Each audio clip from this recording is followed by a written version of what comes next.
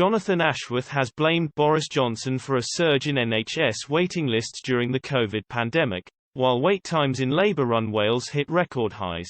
The Shadow Health Secretary said the Prime Minister should be ashamed there are 5.5 million people in England awaiting hospital treatment.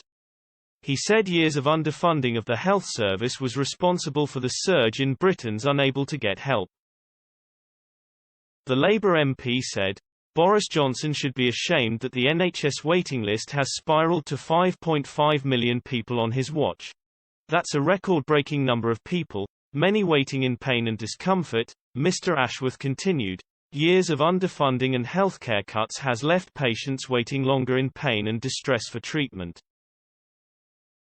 Ministers must deliver a credible rescue plan for our NHS to bring down waiting times, tackle health inequalities and provide the care patients deserve now.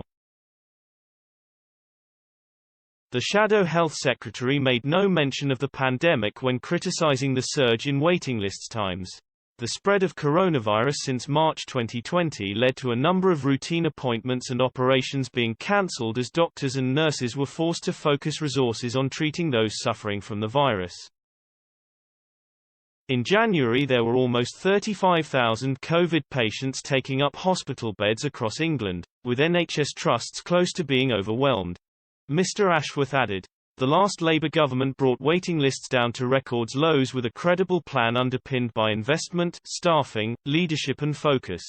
Instead today we the NHS and care service struggling after years of underfunding and cuts. Enough is enough.